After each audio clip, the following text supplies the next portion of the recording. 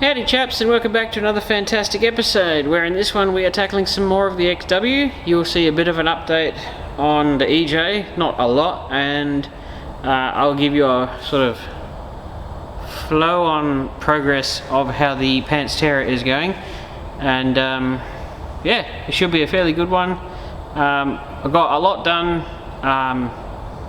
so yeah, hope you enjoy.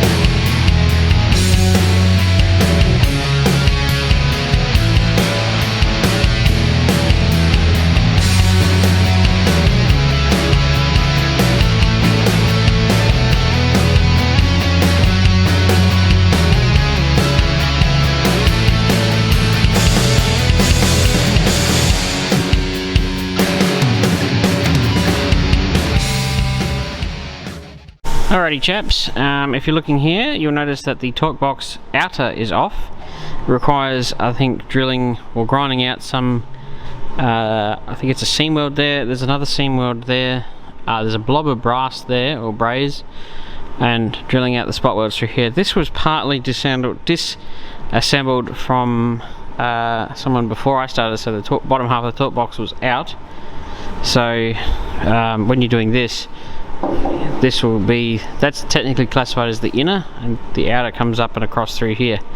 So there's welds through the bottom of this, they go across here, and they go across here, and they actually go down here, which is the inside of, I guess, the kick panel area, and they run across the front of the firewall, which is here too. When you're drilling out these ones, I actually recommend doing them from the inside, because that way you're not drilling through a 2mm plate, you're only going through 0.8, so you just wire wheel off the inside of that and then drill them out from this side. But these areas here are painful. These ones you can get pretty easily.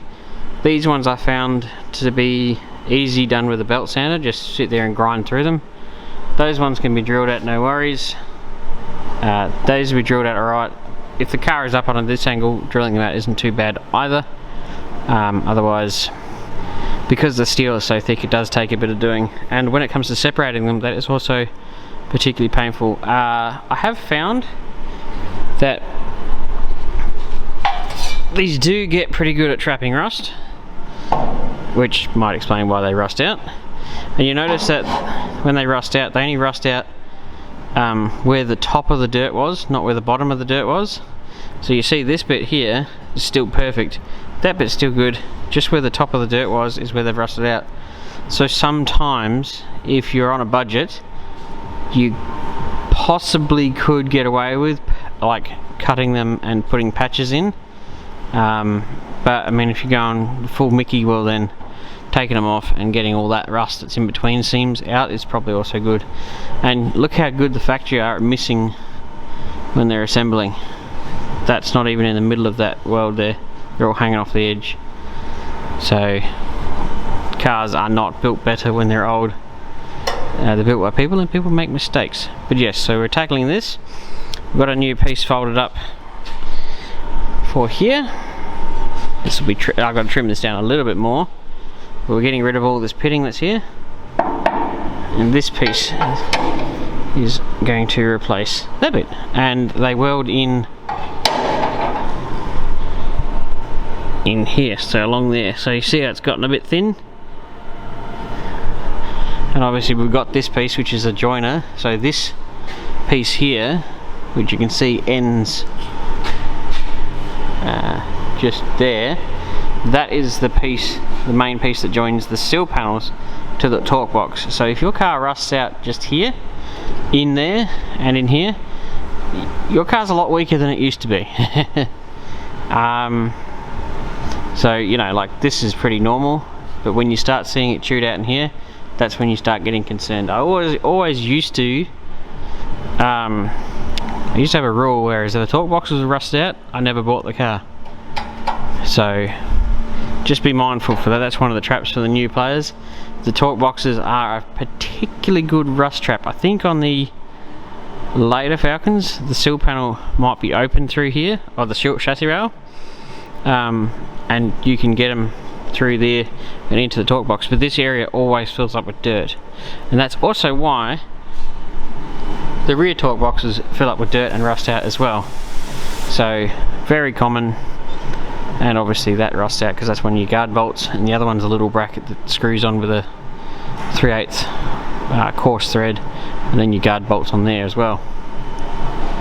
So onward and upward, we're going to whittle this piece down a bit smaller, drop this out, and then chamfer the edges a little bit because it's fairly thick steel, and then we'll weld the new piece in, and then actually we'll weld up that little pinhole there. It's not too bad. Grind that and then move on. So we'll catch up in a second.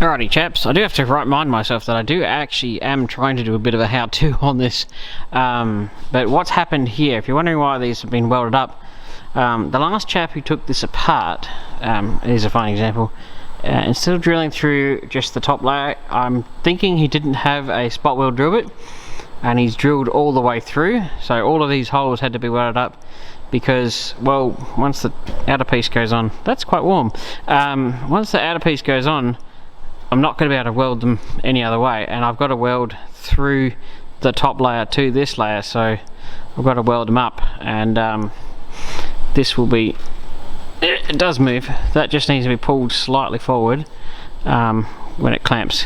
So that's the inner repaired. I leave a good chunk of that. I've tidied up a little bit, but I like to leave in areas that don't matter as much because you will never see in there. I like to leave the weld there for strength, because I mean, if you grind it off and say it might not have penetrated all the way through, although I do know that that has, because it's absolutely turned up to about 1,000,000, but say if it is in an area that doesn't matter, if you leave a bit of metal on, like height on this side, well then if it's not all the way through on one side, it's not going to be as bad. I mean, ideally you want to have at least 1/3 of the height of this weld on the other side. I think that's how it is. So the penetration, you want to have at least a bubble similar to that on the other side. That's how you know you've done a good weld. But yes, now we're at the point where this is repaired, that's all repaired. I weld up the split, welded up the pitting. I'm going to weld those holes from the inside of the firewall. I reckon I'm going to have to modify the piece wherever it is, I don't have it on me, a little bit, but it should go straight on and we can do that, no worries. Just got to grind these down. I don't want to bore you with endless amounts of filming of grinding, because I mean, how exciting is that? Just got a visit before from one of my lovely fans who donated some XB parts, so I always enjoy having a chat with him. The guys with the Pantera, they are off to buy some sanders and stuff, so they're going to start taking the paint off that, so I might be able to give you an update later, see how far they got with it. They've stripped all the interior out, so be able to give you an update on that, but we're progressing along. This is pretty much it's at rebuild stage, so depending on whether or not your inner torque box is rusted out, will depend on how far you get, because I know on that side this piece here was rusted out, which on this side it's not, so it's sort of luck of the draw. All the cars tend to rust in the same places, but never the same exact amount. It'll always be depending on the car, because no two cars live the same life. So I'm just going to grind these down, and I will be able to weld these from that side, and then I'll have to prep my new panel and put a stack of plug weld holes through here and along here and then through there effectively. Grind these down, copper spray, etch prime. I'm not going to reconnect that because we are replacing the inner seal panel and this piece and the outer seal panel, so there's 0 point re-welding that to that, but you can get a good idea of how they're manufactured. The inner torque box welds straight to the inner seal panel, so the inner seal panel stops right there. If people think it keeps going, it doesn't go past that recess there.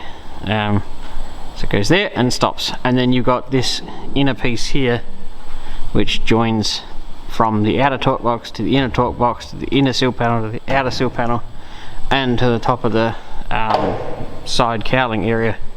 So it's all a bit of a intertwined. I guess that's why they call it a unibody. It's a bunch of parts in close formation together make a really strong unit. But that's now repaired. Grind those down, copper spray, prep up the new one, stick that in, bingo bango, torque box repaired, and then we can just work our way along. So catch you up in a second.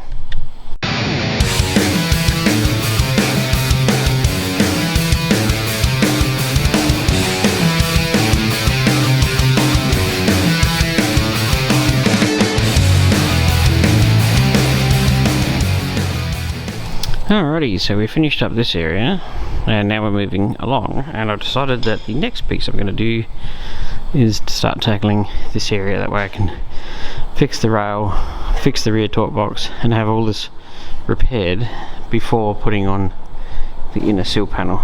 I reckon that's the next protocol, and I've started to make up a small section for here, and then we can install that and then move our way along and then fix the inside. So progressing along nicely.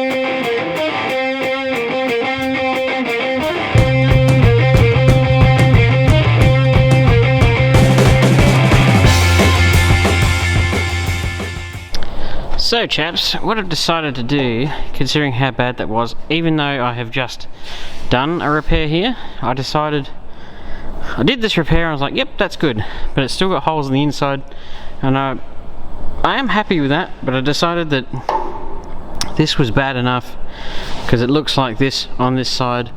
The piece that went in here also quite bad, floor's bad, etc, etc, and it's really bad under here.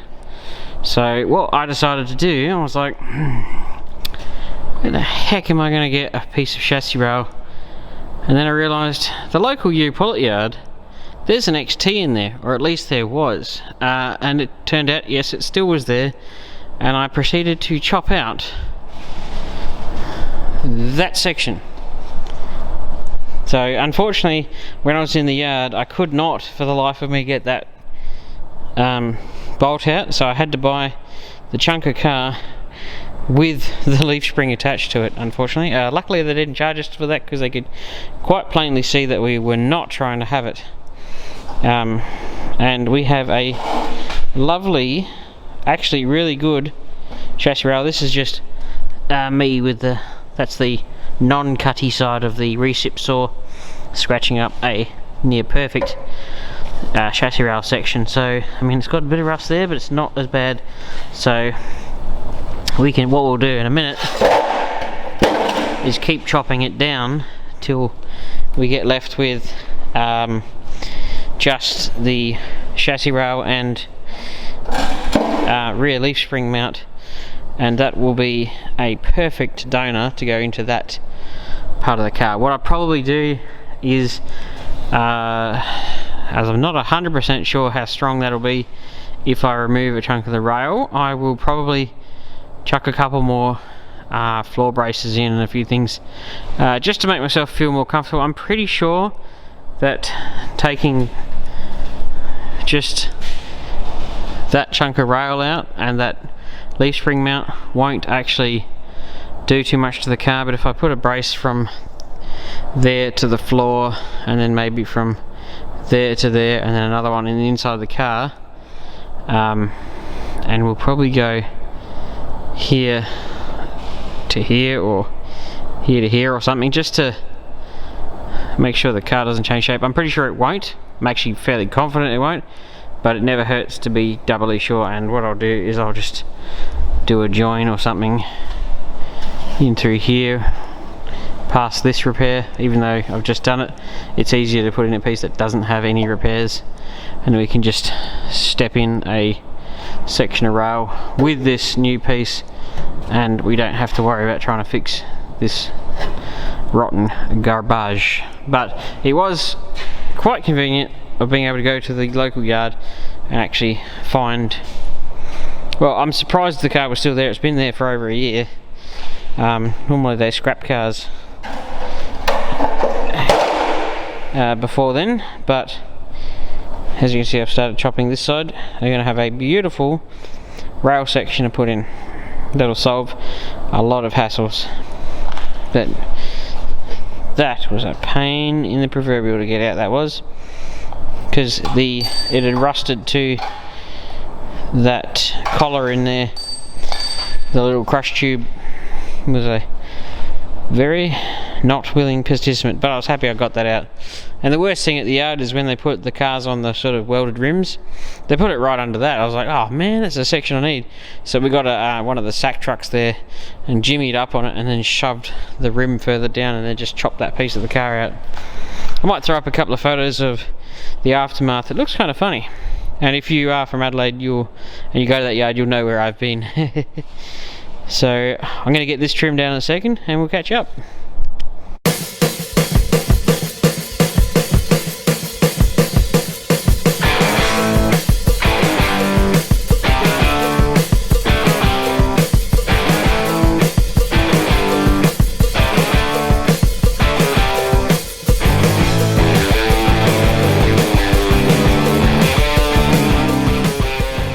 Alrighty, I also thought I might do a little bit of an update on the Pants Terror.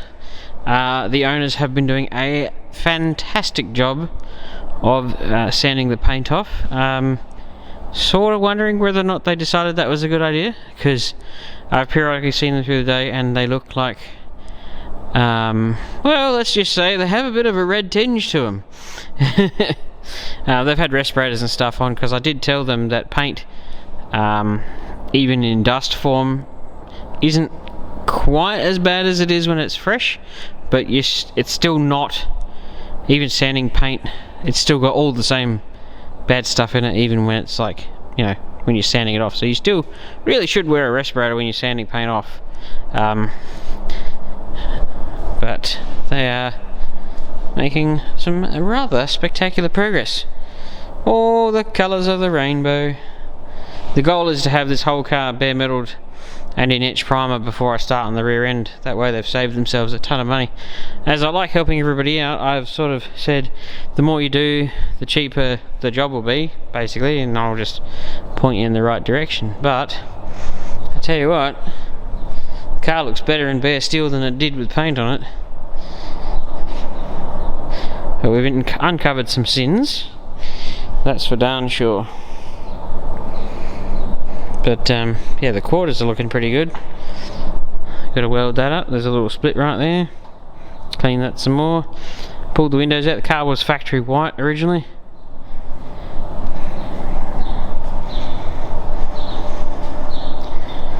It's looking lovely. So yeah, that's a nice little update on that, and back into the XW. Alrighty, so this is as far as we got so far. Basically just run out of time for this week.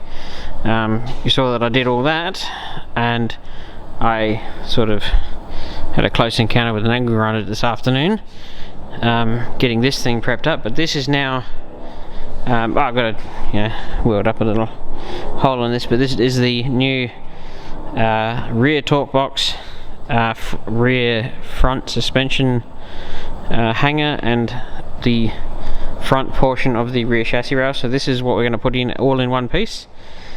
It's cleaned up fairly well. There's a big dent through there, hammered that out. This piece, yuck, was in this particular section, so this one here, which welds to here and along there, this piece here is in far better condition than the one that was on that car, so that's a bonus. It's only got a couple little holes through it here, so basically what I'm going to do with this, and you'll see it in the next video, is I'm going to tidy up that bit there, this bit here, and just copper spray these seams, and then we're going to brace up the car a little bit more. Unfortunately it just didn't happen in this video because this took way longer than I thought possible to prep that up. Yeah, sandblasting didn't go as well as I'd hoped, but we did get a majority of it sandblasted, and I actually manually cleaned quite a lot of it, and had a close encounter with a grinder. Yeah, I was using a strip disc across this edge here, and it caught just here, and it caught me off guard. And you know, everybody makes mistakes periodically, and it ran across my hand and wound itself up into my shirt. Luckily I had a hoodie on and 2 shirts, so it didn't actually do anything bad. It just woke me up a little bit. But that'll be going in the next video, and hopefully we'll get the inner sill panel done and get it prepped. But I'm going to do some more bracing before that happens. But this is looking lovely. Interesting to note, it looks like it's wonky, but that's how it is. But it's excellent. That's all solid and perfect. I'm really happy with that. It's amazing, a lot of this panel from the wreckers actually had a lot of paint on it still. I've never seen one rust out quite like that before. But we'll round out with an update on the EJ. The old boy has been getting the floor clean in it, and we discovered some interesting past repairs. I may have shown this before, if not I'll edit it out if you haven't seen it already, but that's getting cleaned up slowly. And the Pantera has just had some etch prime sprayed on all the bare metal, and they've been doing a pretty stellar job of getting it cleaned up. And not next week, but the week after we'll start the repairs on this car.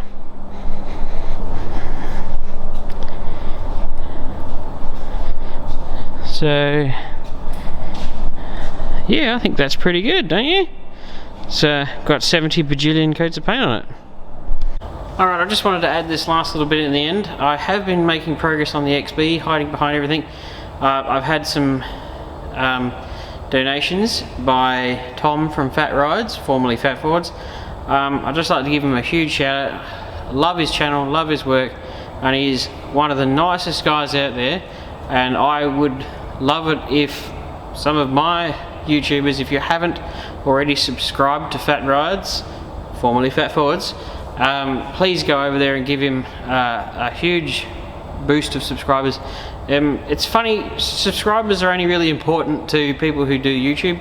It helps the algorithms, helps get your videos out there. Technically it is free for people to do, so when you subscribe it really helps. And if you haven't actually subscribed to me and you are a watcher, click that subscribe button. But I really wanted some of my guys, because there's quite a few of you and you're all pretty awesome, do me a small favor and go over and like and subscribe to his channel, because he does some epic stuff and he's doing work which is just mind-blowing. So go check out his channel, go subscribe to it, give him some good comments and feedbacks, check out his videos. He does some top work. And Tom, if you're seeing this, you're awesome, and I'm looking forward to the parts you sent me. So see you guys, catch you on the next one.